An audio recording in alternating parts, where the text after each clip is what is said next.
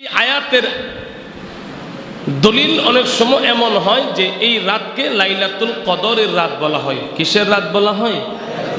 লাইলাতুল কদরের রাত বলা হয়। তো লাইলাতুল কদরের রাত বলা হয় কেন?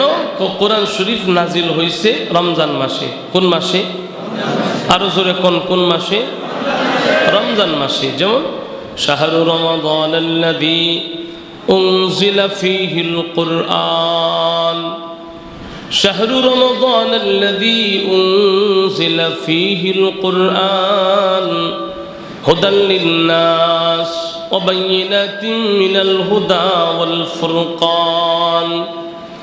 আল্লাহ পাক কোরআনুল কারীম রমজানুল মুবারকে আল্লাহ পাক নাজিল করছেন শাহরু রমাদানাল্লাযী উনজিলা ফীহিল কুরআন। কোরআন শরীফ রমাদানুল মুবারকে আল্লাহ পাক নাজিল করছেন হুদাল লিন্নাস, মানুষের হেদায়েতের জন্য। কার হেদায়েত? আরো জোরে বলেন। মানুষের হেদায়েতের জন্য আল্লাহ কোরআন শরীফ নাজিল করছেন। ওয়াবাইয়িনাতিন মিনাল হুদা ওয়াল ফুরকান। আল্লাহ পাক এই বরকতময় কোরআন, যে কোরআনের আরেকটা নাম হলো ফুরকান, এই ফুরকানও আল্লাহ পাক রমজানুল মুবারকে নাজিল করছেন। তো এর ব্যাখ্যায় আরেক আয়াতের মধ্যে আল্লাহ পাক নিজে বলেন ইন্না আনজালনাহু ফি লাইলাতিল কদর। এখানে স্পষ্ট আল্লাহ পাক বুঝাইয়া দিলেন লাইলাতুল কদরের মধ্যে আমি আল্লাহ কোরআন শরীফ নাজিল করছি। কোরআন নাজিলের অনেকগুলা ধাপ আছে। এক ধাপ হলো আল্লাহ তাআলা লোহে মাহফুজের মধ্যে কোরআন শরীফ লিখছেন। লোহে মাহফুজ একটা ফটক, একটা দেওয়াল, একটা পর্দা, একটা গ্যালারির মতো। এই লোহে মাহফুজের মধ্যে আল্লাহ পাক কোরআন শরীফ লিপিবদ্ধ করছেন। লোহে মাহফুজ থেকে আল্লাহ পাক 23 বছর লাগায়া দুনিয়াতে তার প্রিয় হাবিবের সিনার মধ্যে কোরআন নাজিল করছে। সুবহানাল্লাহ বলেন। আল্লাহ পাক তার প্রিয় হাবিবের সিনার মধ্যে 23 বছর লাগায়া কোরআন নাজিল করছেন। তো আল্লাহ তাআলা যে বলছেন বরকতময় এক রাতে আমি আল্লাহ কোরআন নাজিল করছি। বরকতময় এক রাতেই যদি কোরআন নাজিল হয় তাইলে 23 বছর কি এক রাত হয়নি? 23 বছরে হাজার হাজার লক্ষ লক্ষ রাত হয়ে যায়। এই হাজার হাজার বছর রাতের মধ্যে আল্লাহ কয় না আমি মোবারকময় এক রাতে কোরআন নাজিল করছি। তার মানে মুফাসসিররা বলেন আল্লাহ পাক লোহে মাহফুজে যেদিন কোরআন লেখেন ওই দিন আল্লাহ পাক এক রাতে কোরআন লেখছেন। এক রাতেই লেখা আল্লাহ পাকের কাছে সম্ভব, কারণ আল্লাহ পাক এই দুনিয়া আসমান এবং জমিন সকল মাখলুককে আল্লাহ পাক আমার ভাইয়েরা সৃষ্টি করার জন্য বছর কি বছর লাগে নাই, হাজার হাজার বছর লাগে নাই। আল্লাহ পাক 7 আসমান 7 জমিন লৌহ কলম আল্লাহর ভিতরে যা গ্রহ নক্ষত্র দিয়েছেন এই সবগুলাকে আল্লাহ পাক 6 দিবসের মাধ্যমে বানাইছে। কয় দিবস? আরো জোরে কোন? 6 দিবস। 6 দিবসে এমন 7টা আসমান কি বানানো সম্ভব? আপনারা কি কোন? আমরা বানাইতার মনি 6 দিবসে আল্লাহ এমন 7 তবক জমিন বানাইছেন, আমাদের পক্ষে সম্ভব নেই। আল্লাহ পাক 6 দিবসে হাজার হাজার পাহাড় বানাইছেন, সম্ভব না। আল্লাহ পাক সাগর কাটছেন 6 দিবসের ভিতরে, আমাদের দ্বারা সম্ভব না। আমরা একটা খাল খনন করলেই তো খাল খনন করতে মাস কি মাস সময়, বছর কি বছর সময় লেগে যায়।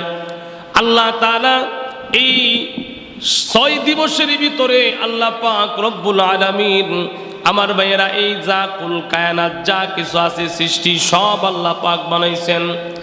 তো আল্লাহ তাআলা বড় সুন্দর করে বলেন আমি আল্লাহ যে মালিক 6 দিবসের মাধ্যমে গোটা সৃষ্টিকে আমি আল্লাহ বানাইছি, ওই মালিক আমি নিজে বলতেছি শোনো ইন্না আনজালনাহু ফি লাইলাতিন মুবারাকা। আমি আল্লাহ এক রাতে আমি আল্লাহ কোরআন নাজিল করছি। এক রাতে কোরআন নাজিল করছেন লোহে মাহফুজে আল্লাহ তাআলা সেই মহা ফটকের মধ্যে আল্লাহ তাআলা নাজিল করে দিয়েছেন। আরো সুন্দর কথা হইল আল্লাহ পাক এত কথা বলতে মানে 30 পারা কোরআন বলতে আল্লাহ পাকের কাছে এত লম্বা সময় লাগে? আরে বলেন লাগে? লাগে না।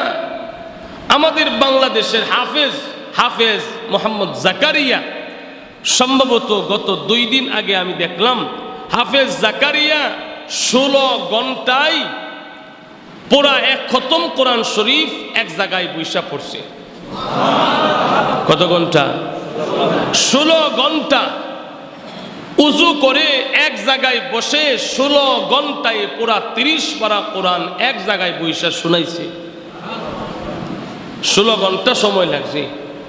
তো এই 30 পারা কোরআন শরীফ যেটা আল্লাহ পাক লিপিবদ্ধ করে লিখা দিচ্ছেন, এটাও একজন মানুষ তার জবান দিয়া তার তিলের সাথে পড়তে 16 ঘন্টা সময় লাগছে। কত ঘন্টা? 16 ঘন্টা, তাও হাফ ঘন্টার থেকে বেশি প্রতি পারায় লাগছে। আল্লাহ তাআলা বলেন আমার কাছে কিন্তু এত সময় লাগে না। আল্লাহর কাছে লাগেনি? আমি বানাইতেও সময় লাগে না, আমি আল্লাহ বলতেও সময় লাগে না, আমি আল্লাহ নাজিল করতেও সময় লাগে না। আমার ভাইয়েরা, পয়গম্বর মুসা আলাইহিস সালাম তুর পাহাড়ে গেছেন কিতাব আনার জন্য। আল্লাহ পাক তার কিতাব দিয়া দিছেন, সময় কিন্তু এত লম্বা লাগে নাই। তুর পাহাড়ে মুসা আলাইহিস সালাম তুর পাহাড়ে গেছেন উম্মতদেরকে রাইখা। আল্লাহ পাক জানা দিলেন, মুসা তুর পাহাড়ে আসছো কিতাব নেওয়ার জন্য, আমি তোমারে দাওয়াত দিয়ে আনছি, কিতাব দিমু। মুসা আলাইহিস সালাম তুর পাহাড়ের মধ্যে আবার আসেন। তো আল্লাহ তাআলা বলেন, তুর পাহাড়ে যেহেতু তুমি কিতাব নেওয়ার জন্য আসছো, আসা মাত্রই কিতাব যদি দিয়া দেই তাইলে কিতাবের মর্ম তোমার উম্মতের কাছেও হবে না, তোমার কাছেও হবে না। কিতাব যদি 800 পরি দিয়া দেই তাইলে এটার মর্যাদা বেশিক্ষণ থাকে না। থাকে নাকি? মানুষের স্বভাব হলো এটা, যেই জিনিস সহজে পায় এটার দাম থাকে না। কোন একটা জিনিস আপনি কিনে আনছেন, এই জিনিসটা যে কোনো দোকানেই পাওয়া যায়, কাশপুরে বাজারে গেলেও পাওয়া যায়, যে কোনো জায়গায় গেলে পাওয়া যায়, যে কোনো সময় গেলে পাওয়া যায়।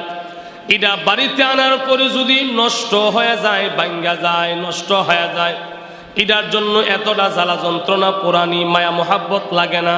কারণ মনে করছেন ঠিক আছে বাচ্চাই ভাঙ্গা লাইছে, অসুবিধা নাই, আগামীকাল বাজার থেকে গিয়ে আর একটা লইয়াই ফরমো।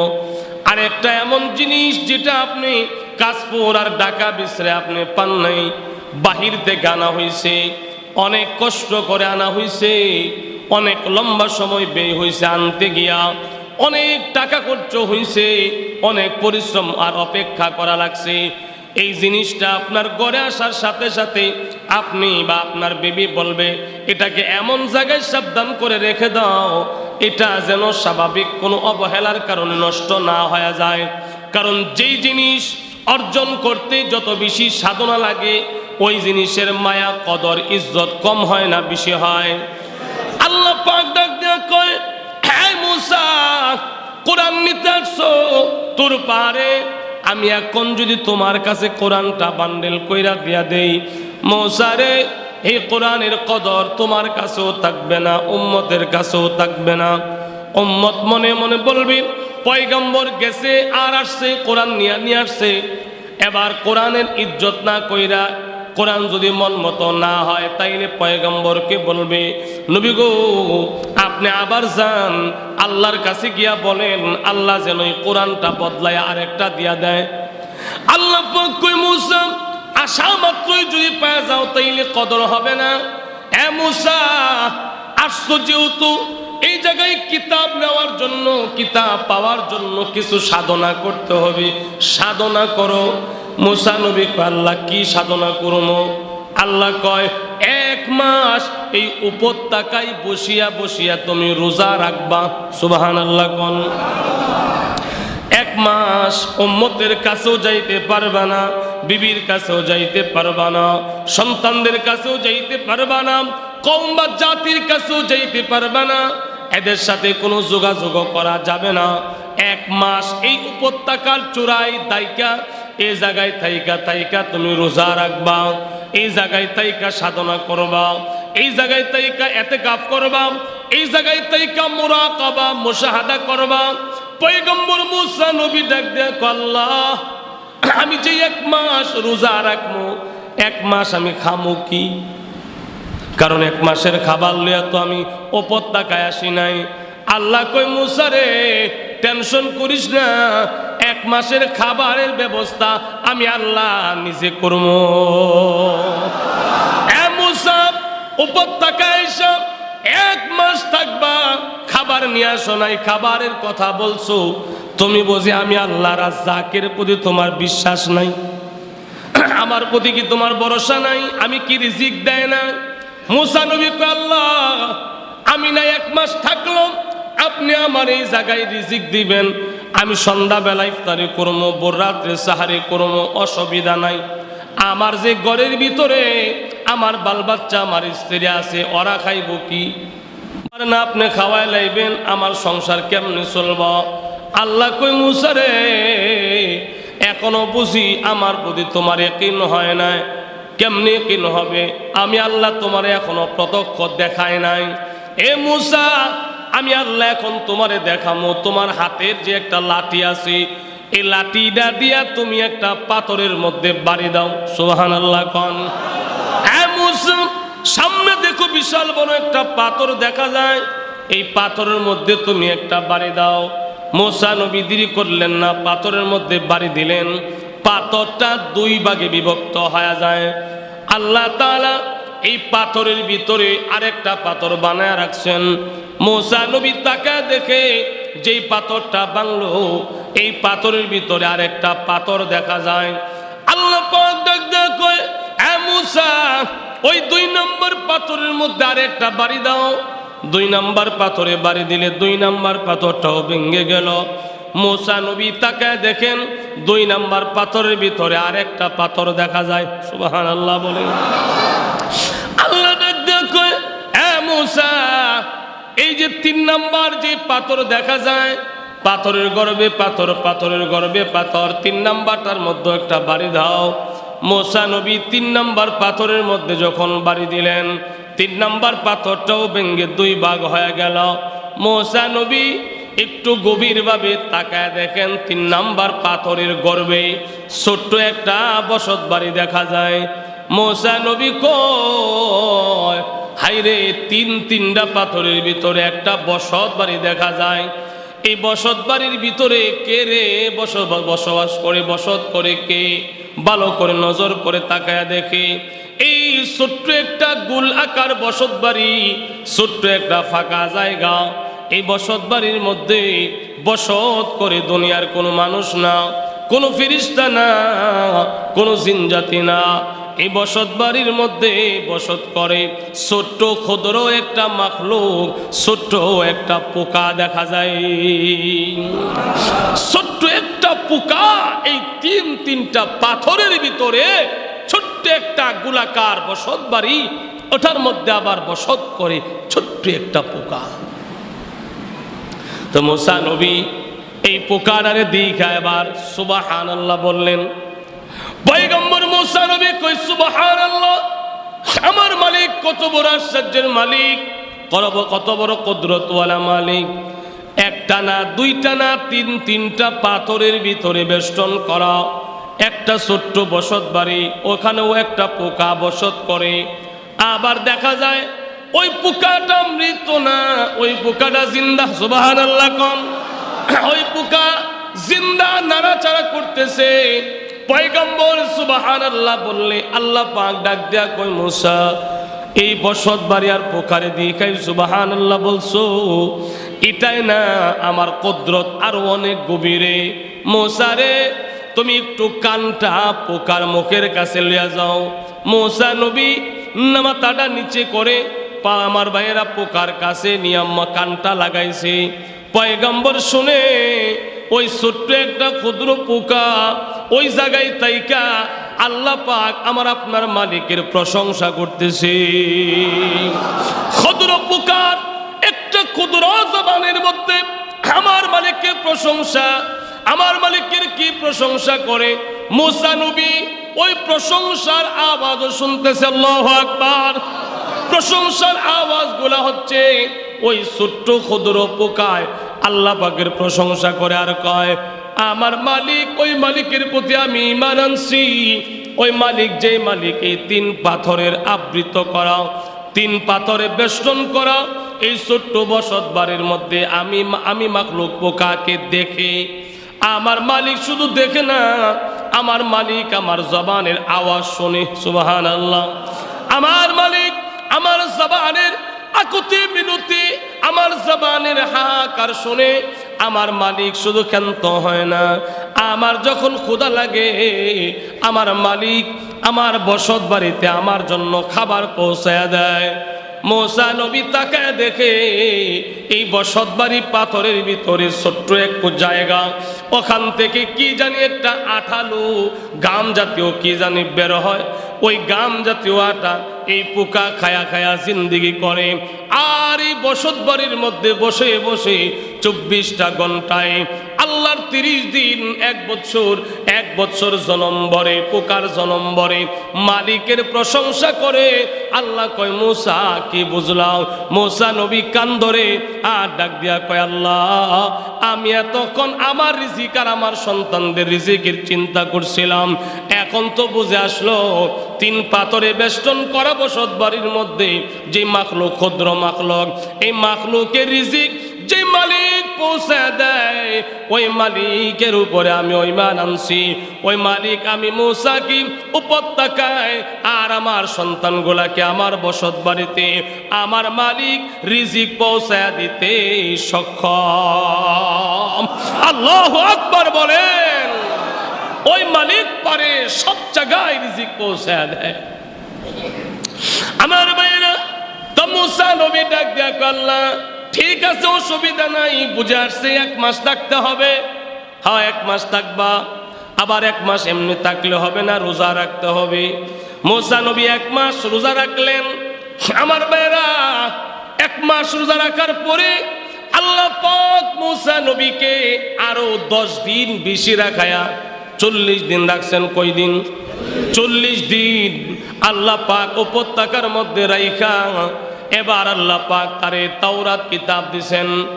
আল্লাহ পাক তারে কিতাব দিয়েছেন। আল্লাহ পাক কিতাব দিয়েছেন। কিতাবটা ছোট আকার না, বড় আকার, অনেক বড় কিতাব। আসমানি যত কিতাব আছে সব কিতাবের মধ্যে 4টা কিতাব হলো বড়। একটা হলো তাওরাত, একটা হলো জাবুর, একটা হলো ইনজিল, একটা হলো মহাগ্রন্থ আল কোরআন। আল্লাহ পাক তাওরাত কিতাবটা অন্য 2 কিতাবের তুলনায় আল্লাহ পাক বড় বানাইছেন। আর আল কোরআনুল কারীমকেও আল্লাহ পাক বড় বানাইছেন। কোরআনুল কারীম থেকে পৃষ্ঠার দিকে, লেখার দিকে তাওরাত ছিল অনেক বড়, কিন্তু মর্যাদার দিকে তাওরাত, ইনজিল, জাবুর থেকেও মহাগ্রন্থ আল কোরআন আমার মালিকের কাছে অনেক বেশি আকারে। এই খেয়াল করেন, আকারে কোরআন শরীফ থেকেও তাওরাত বড়, জাবুর বড়, ইনজিল বড়। কারণ এমনও হয়েছে তাওরাত কিতাব মূসা নবীর কাছে দেওয়ার পরে মূসা নবী আলগায়া লইয়া যাইতে পারে না। সুবহানাল্লাহ। আবার তাওরাত কিতাবটা লিখা দিছে, কাগজে লিখা বান্ডিল কইরা বই আকারে বান্ডিল কইরা দিছে। কোরআন শরীফ তো আল্লাহ নাজিল করছেন নবীর সিনার মধ্যে ওহী যেটা বই আকারে না। হযরত ওসমান গনি রাদিয়াল্লাহু তাআলা আনহুর জামানায় এই কোরআনকে আমার ভাইয়েরা চামড়ায়, পশুর চামড়ায়, গাছের বাকলে লিখা তারপরে তারা বান্ডেল করছেন আমরা যেভাবে পাইছি, অর্থাৎ এটাকে একসাথে করছেন, লিপিবদ্ধ করছেন। নবীর জামানায়ও কোরআন লেখা ছিল না, হযরত আবু বকর সিদ্দিকের জামানায়ও ছিল না, হযরত ওমরের সময়ও ছিল না, ওসমান গনির সময় লেখা হয়েছে।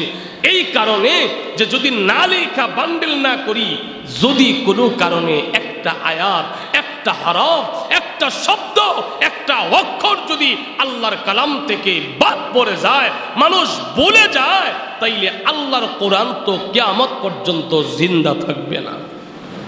সুবহানাল্লাহ জোরে কোন। কারণ উসমানে গনি যিনি জিন্নুরাইন আল্লাহর নবীর 2 কন্যার স্বামী ছিলেন, যাকে আল্লাহ রসুল নিজে বলছেন জিন্নুরাইন, আমার উসমান দুই নূরের অধিকারী। বলেন সুবহানাল্লাহ। আমার উসমান দুই নূরের অধিকারী। আমার উসমানের দুনিয়াও কামিয়াব, আখিরাতও কামিয়াব। আমার উসমান দুনিয়া দিয়ে আখিরাত কিনছে। উসমানে গনি চিন্তা করছেন, আরে ১৫০০ বছর পরে আমাগো কথা চিন্তা করছেন, আমাদের পরের প্রজন্মের কথা চিন্তা করছেন। বলে এরা তো আসবে দুর্বল ইমানদার, ওরা যদি পুরা কোরআনটারে সিনাই যদি অক্ষুণ্ণ না রাখতে পারে, বলিয়া যায় এমন সমাজ হবে কোরআন জানে না, এমন সমাজ হবে। যদি এমনটা হয় তার ওই কারণে আশঙ্কা কইরা কোরআনটা লিখা রাখছে। বলেন সুবহানাল্লাহ। তো তাওরাত কিতাব এই কোরআন থেকে বই আকারে বড় ছিল, কিন্তু আজমত আর সম্মানের দিকে সকল কিতাব থেকে শ্রেষ্ঠ, সকল কিতাব থেকে বড় কোন কিতাব? আরো বলেন কোন কিতাব? কোরআনুল কারীম, মহাগ্রন্থ আল কোরআন। এটা মর্যাদার দিকে অনেক বড়।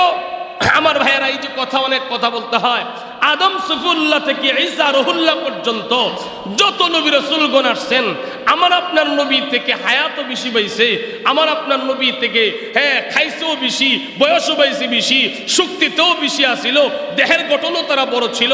আমার নবী আসছে পরে দেহের গঠন ছোট, হায়াত ছোট, খাইছেনও কম, সময়ও কম। কিন্তু আল্লাহ কয়, নবী গো, আপনার কোরআন যেমন সকল কিতাবের পরে আসার পরও কোরআন সকল কিতাব থেকে আকারে ছোট হলে কি হবে, কোরআনের মর্যাদা আমার কাছে যেমন সকল কিতাব থেকে শ্রেষ্ঠ, আপনি নবী পরে আসলে কি হবে? আপনি পরে আসছেন, হায়াত কম পাইছেন, আকারেও ছোট। আদম নবীর হায়াত কি বলে, আদম নবী ছিলেন ৬০ ফুট লম্বা, আমার নবীর থেকে ৪ ডবল ৫ ডবল লম্বা হবে। এমন হওয়ার পরেও আমার ভাইয়েরা, নূহ আলাইহিস সালাম ছিলেন লম্বা, দাউদ আলাইহিস সালাম ছিলেন মহাশক্তিশালী পালোয়ান। আল্লাহ নবীকে আল্লাহ কয়, নবী ওরা যদি শক্তির দিক দাও বেশি হয়, হায়াতের দিক দা বেশি পায়, আকারের দিক দা বড় হয়, কি কয় সম্পদের দিক দাও আপনার থেকে আর অনেক বড়। কারণ সুলাইমান নবী ছিলেন গোটা দুনিয়ার বাদশা, আমার নবীর তো আল্লাহ এত বড় বাদশাহী দিছে না। আমার নবী এমন গরিব ছিলেন, ইতিম ছিলেন, আমার নবী এমন গরিব ছিলেন, একবেলা খাইলে আরেক বেলা খাইতে সমর্থ হয় নাই, বিবিদেরকে ভালো কিছু দিতে পারে নাই। তখন সুলাইমান নবী অনেক বড় বাদশাহ হতে পারে, কিন্তু সকল নবী একসাথে করলে যে সম্মান হবে, আমার আপনার নবীর সম্মান আল্লাহ তাআলার কাছে এর চাইতে 1000 গুণ বেশি। চিল্লায়া বলেন সুবহানাল্লাহ।